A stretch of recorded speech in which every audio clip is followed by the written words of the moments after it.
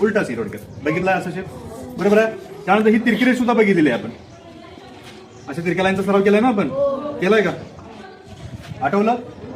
या दोन्हींचं आपल्याला कॉम्बिनेशन करून, या दोन्हींचं कॉम्बिनेशन बघून आपण काय करणार आहे, र लिहिणार आहे आणि त्याचबरोबर स लिहिणार आहे. आता र लिहित असताना हा उलटा सी, बरोबर, आणि ही तिरकी रेष, बस झाला आपला र तयार, सिंपल मध्ये एकदम सोपं साधं. याचबरोबर हे आपल्याला असं सुद्धा लिहिता येईल, दोन्ही मधला फरक, पण शक्यतो हे असं लिहा, हा असा लिहा, सोपा लिहा, बरोबर आहे का.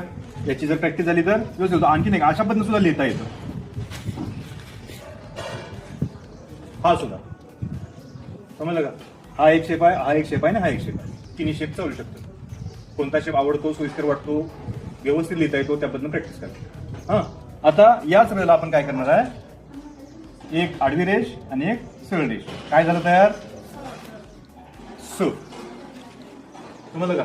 हा एक शेप आहे, दुसरा हा शेप आहे आणि तिसरा